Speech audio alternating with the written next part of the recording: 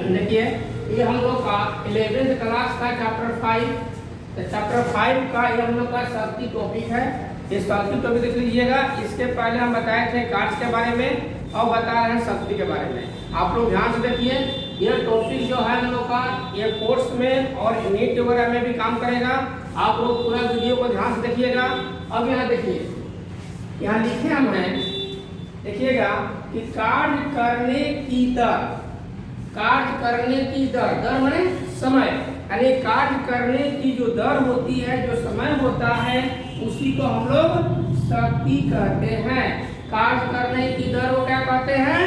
शक्ति कहते हैं। आराम से कर लीजिएगा।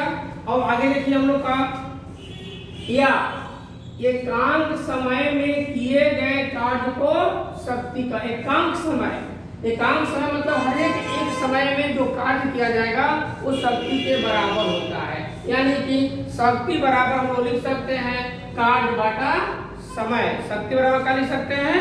कार्य बटा समय। ठीक है, यानी कि P बराबर W बटा T। कार्य को हम लोग W मानते हैं और समय को T मानते हैं। ठीक है, लेकिन ध्यान रखिएगा कि हम लोग का W बराबर F इंटू S होता है। हम लोग कार्य पढ़ चुके हैं, जब कार्य टॉपिक पढ़ा रहे थे उसमें बताए थे हम कि W बराबर F इंटू S होता है।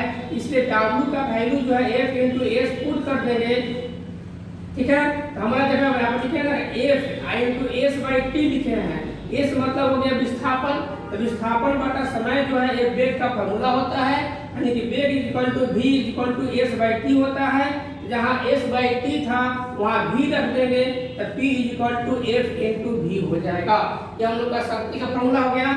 लेकिन यहाँ देखिएगा ध्यान से, यहाँ पर लिखवाएं कि यदि F एवं V के बीच का कोण थीटा हो तो P बराबर होता है F into V cos theta. ये भी याद रखिएगा।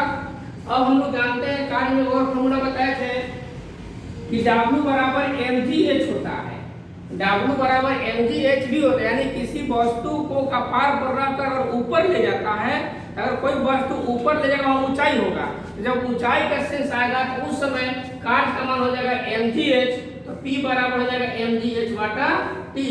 ये फॉर्मूला लागू करेंगे जब ऊंचाई दिया रहेगा तब। ये फॉर्मूला लागू करेंगे जब कार्य और समय दिया रहेगा तब। ये फॉर्मूला लागू करेंगे जब बल और वेग दिया रहेगा तब। ठीक है, कोई दिक्कत नहीं है। अब आप लोग देखिए यहाँ मात्रक के बारे में। यहाँ मात्रक होता है कि शक्ति का ऐसा ही मात्रक जो होता है केजी मीटर स्क्वायर पर सेकेंड क्यूब होता है, या जूल पर सेकेंड होता है, या वाट होता है। ये तीनों शक्ति का ही मात्रक है।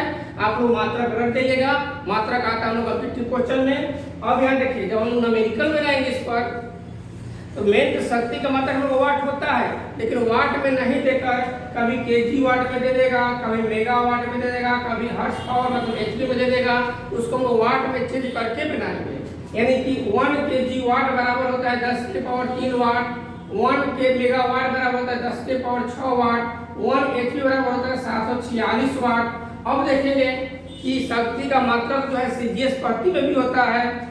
सीजीएस प्रति में शक्ति का मात्रक होता है ग्राम सेंटीमीटर स्क्वायर पर सेकंड क्यूब, या अर्ग पर सेकंड होता है। ठीक है, शक्ति का विमा जो होता है हम लोग का ml स्क्वायर T इनवर्स 3 होता है। और शक्ति का एक और मात्रक होता है, हम लोग का यहाँ लिख देते हैं, शक्ति का fps मात्रक होता है। यानी कि यहाँ SI मतलब mks, SI को हम लोग mks भी कहते हैं। यहाँ हो गया CTS और यहाँ होगा FPS।